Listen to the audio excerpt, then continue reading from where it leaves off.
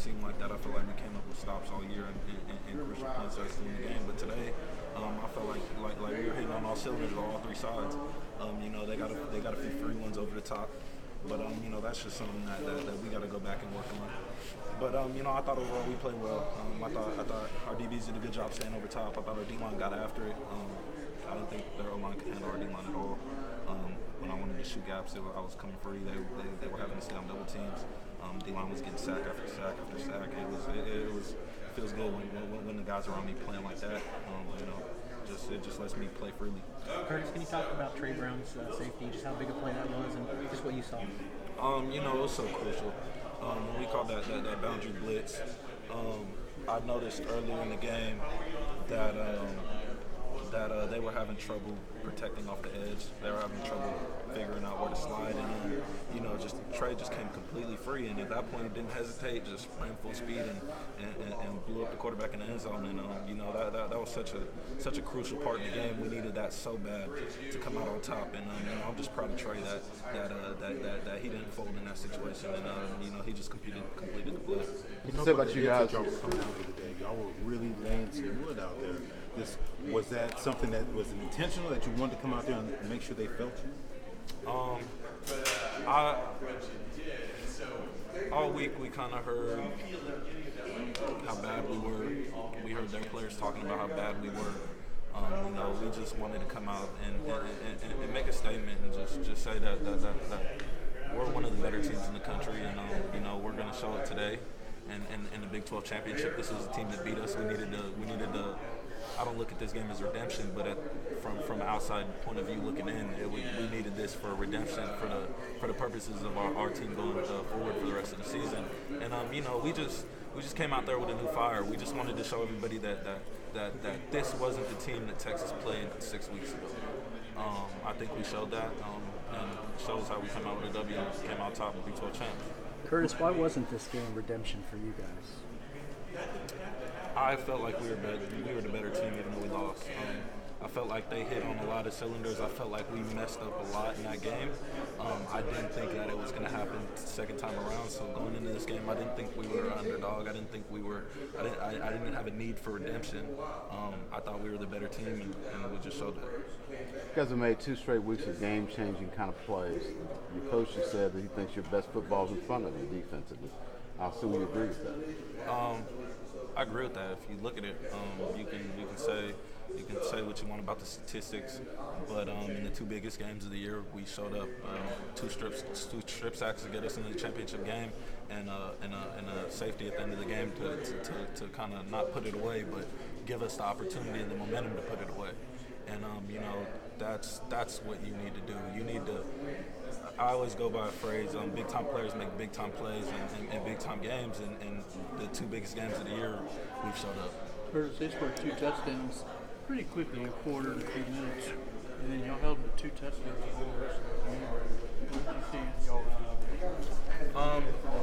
you see y'all? Just trying to stay locked in. In the back end, not trying to. I felt like we kind of got into a coasting period somewhere late in the second half, and we got back into the defensive huddle and just kept getting hammered away. Like, this game's not over. We need to finish until the whistle blows, and it's 0-0 and the confetti's falling and we're champions. So we kind of just went back into shape and just got out of that complacent mindset and just got after it a little bit more at the end. Did you do anything to change Colin Johnson, the coverage on him? He was having such a big game. It was more so just not letting him, staying on top of him.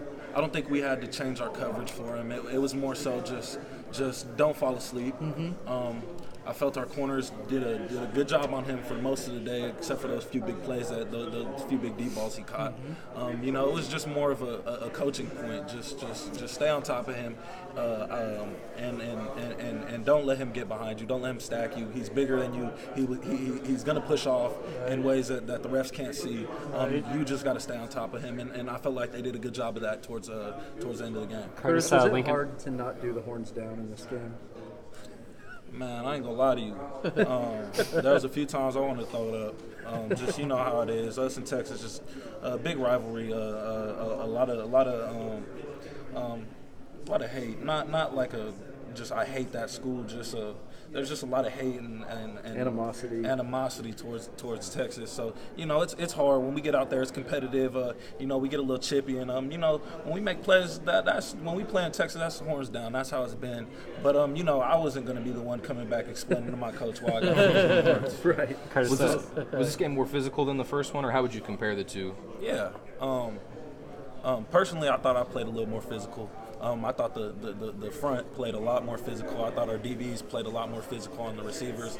They caught a lot of they caught some deep balls on us today, but for the most part, we were getting banged on them, just knocking them off of routes, knocking them off. Ellinger was running around for a lot of this game, and our D line was chasing him down. I thought me and Kenneth filled gaps better today. And that was kind of a mainstay this week. Me and Kenneth were talking about just show them that we're not the same team from 6 weeks ago. And 6 weeks ago, I was slipping a lot of blocks. I just wanted to get in this game and put my helmet into some stuff. Curtis, Lincoln said with the coordinator change, y'all feel like you're only about halfway through the season in terms of what you would be with a normal play caller. Where do you kind of feel like you're at with that process?